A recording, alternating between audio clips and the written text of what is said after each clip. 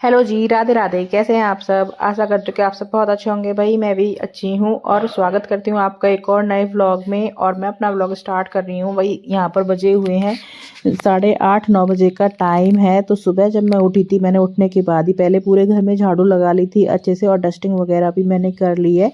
और उसके बाद ही फिर मैंने चाय नाश्ता कराया था। भाई देवर का जो है फ्रेंड आया हुआ था, वो रात में यहीं पर ही सोया हुआ था, तो उसके लिए जो है मैंने नाश्ता वगैरह बनाया था। वो जो है जब ही वो अपने गया था यहाँ से, फिर मैं लग गई थी पोछा लगाने के लिए। सास देवर सबके लिए मैंने चाय दे दी थी। चाय के साथ मैंने बिस्किट भी, जो पराठे खा रहे थे उनके लिए पराठे, और जो बिस्किट जिन्होंने बिस्किट खाए थे उनके लिए बिस्किट।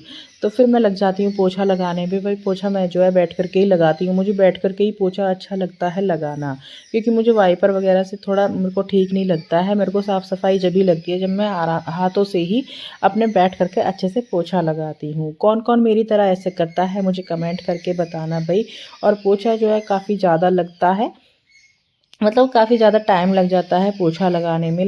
डेली में जब मैं पोछा लगाती हूँ तो मैं बहुत जल्दी जल्दी मेरे हाथ चलते हैं भाई, तब तो मुझे पता ही नहीं रहता है कि कितने टाइम में मैंने कितना काम कर दिया।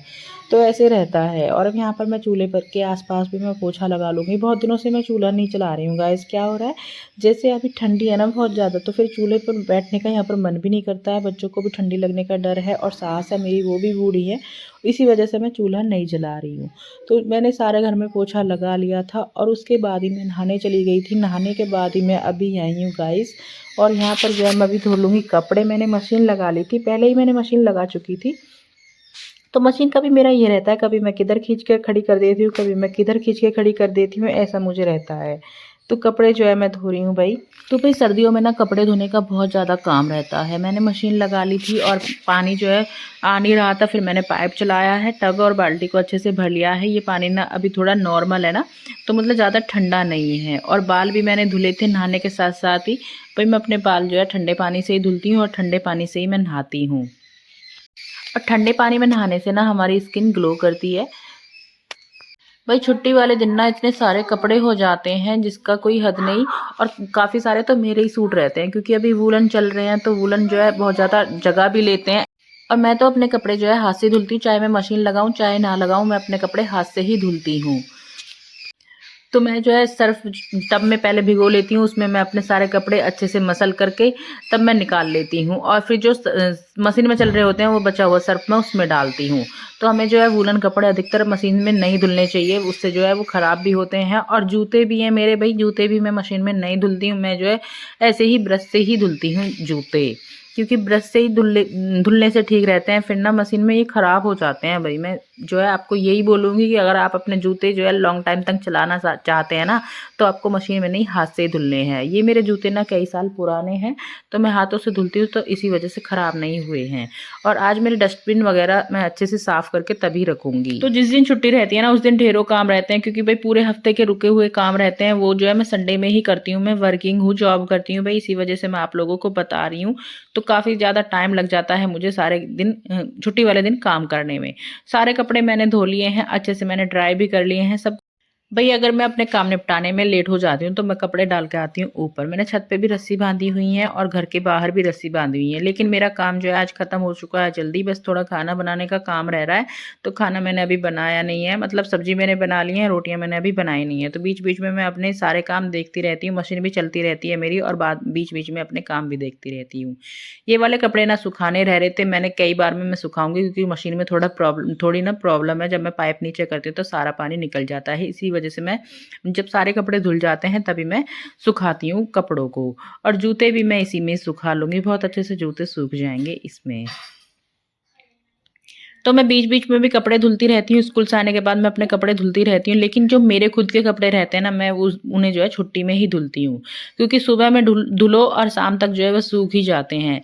लेकिन जो और कपड़े रहते हैं ना, मैं स्कूल से आने के बाद धुलती हूँ, तो फिर वो अच्छे से सूख नहीं पाते हैं, तो फिर जो है 1-2 दिन तक ऐसे ही पड़े रहते हैं। इसी वजह से मैं अपने कपड़े जो है शाम में नहीं धोती हूँ। मैं जो है एक बार जब छुट्टी रहती है अपने कपड़े तभी धुलती हूँ।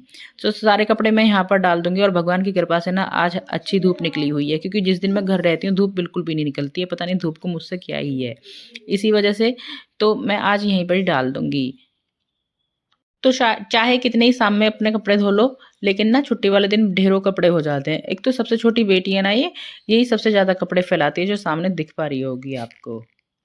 तो भई अब मैं बना रही हूँ दोपहर की चाय। मैंने खाना बना लिया था, मैंने उसकी वीडियो नहीं शूट करी थी क्योंकि जिस दिन छुट्टी रहती है ना, उस दिन बच्चे भी घर पर रहते हैं और थोड़ा बहुत बच्चे भी काम करते हैं फ़ोन में से।